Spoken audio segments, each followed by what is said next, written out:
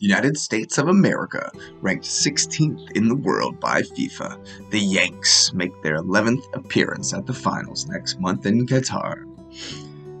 The very first World Cup ever played in Uruguay in 1930 would technically go down as the US of A's best ever result in the tournament.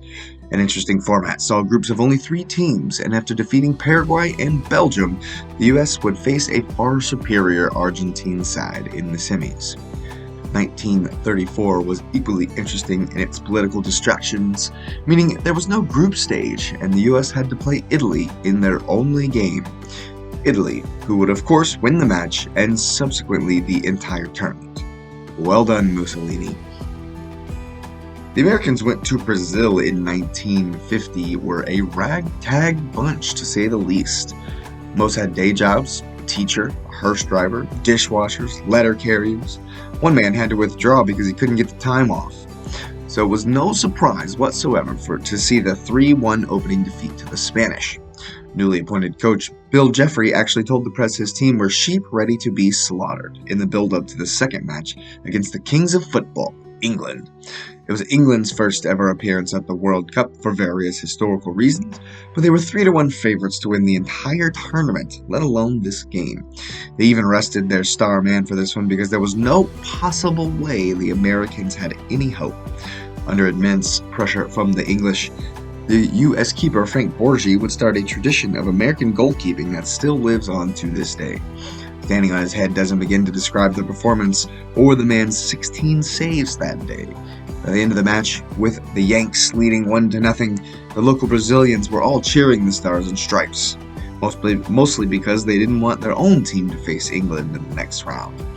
The final whistle blew and history was made in one of the biggest upsets in World Cup history, let alone U.S. tournament history. Oddly enough, it wasn't shouted from the rooftops in the United States or in England. Everywhere else, maybe, but there were no official American reporters in Brazil. Some English publications who printed the scoreline were thought to have made a typo.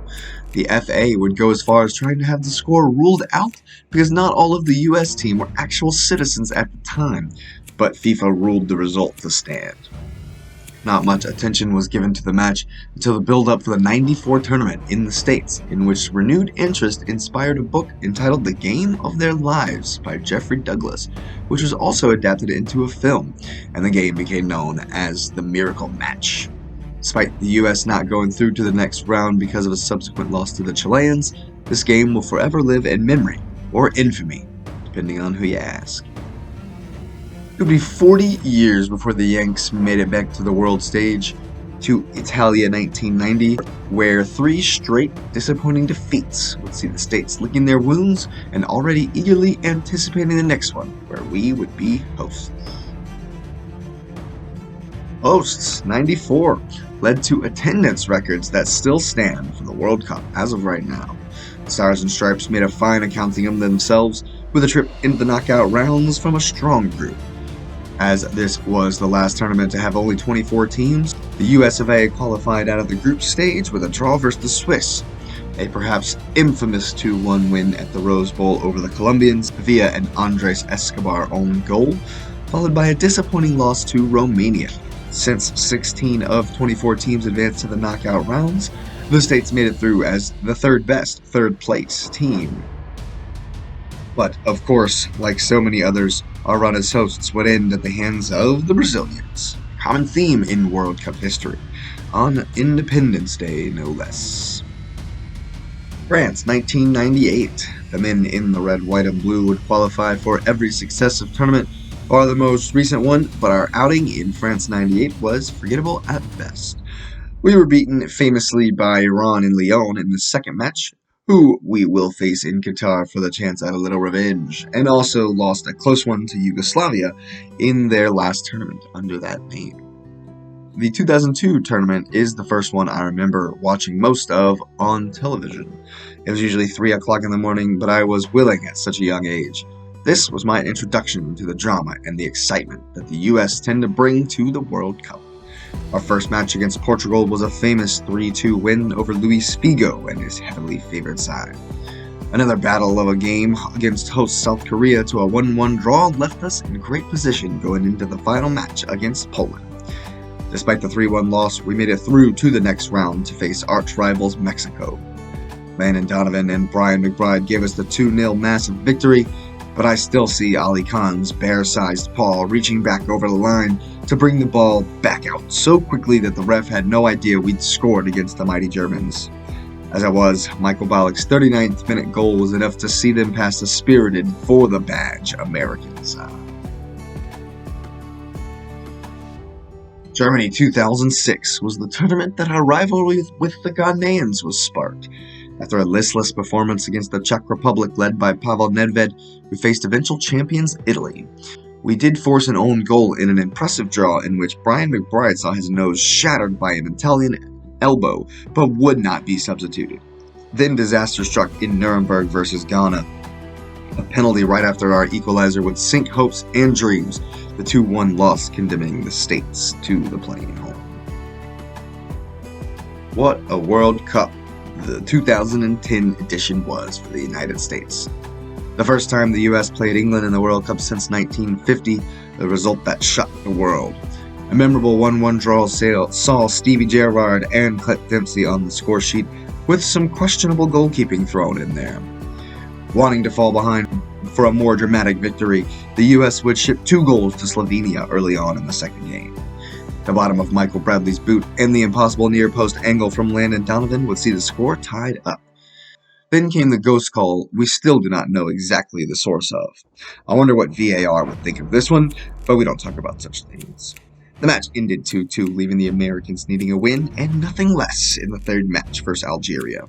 A tense, tight game left us amping up the energy late on, and I'll never forget when Timmy Howard picked up the ball in the 92nd minute and immediately rolled it out. Donovan picked it up in the midfield and rushed ahead with a pass forward. A turn and a quick shot bounced out, and the onrushing Dempsey's effort was rebounded back out, by which point I'm on my knees in the living room, hands on my head. In comes the hero, the legend, with my favorite goal I've witnessed in World Cup history. Landon Donovan pounces and doesn't even break stride for the Superman slide and the dog pile at the corner flag, sending the US of A into delirium.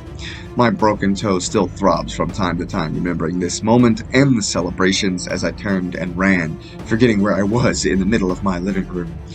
Jubilation carried us into our match against Ghana in the round of 16, hoping to avenge the 06 loss. 1-1 into extra time would see an early goal in the first period crash American hopes as we once again bowed out to now confirmed World Cup rivals Ghana. The subsequent cup down in Brazil would see an immediate chance for revenge against the Black Stars as the States played Ghana in the first match. Despite losing Josie Altidore almost immediately, we also scored immediately for yet another dramatic start to the World Cup. A John Brooks header from the corner in the 90th minute had me screaming at the top of my lungs, bouncing around in the kitchen as we finally got one over on a Ghana side that had haunted our World Cup nightmares for 12 years. Next up in this appropriately dubbed group of death was Cristiano Ronaldo and the gang. It would take late heroics from that man himself with the delight of a cross for the header and equalizer in a thrilling 2-2 match. Despite a somewhat less inspired 1-0 loss to Germany in the third game, we advanced on goal difference and into our last World Cup game to date. This one still lives on in memory with Timmy Howard standing tall in a game where Belgium could have had some untold number of goals. Despite the near constant pressure on Howard's goal, we managed to take the Belgians into overtime. This overtime period is one most American soccer fans will want to forget forever, but unfortunately cannot. In pure footballing fashion, a near miss would be immediately responded to with the goal to oust the Stars and Stripes yet again, Belgium advancing 2-1 in overtime. That was the last World Cup action the Americans have seen, and I couldn't be more excited for our return to the world's grandest stage in Qatar.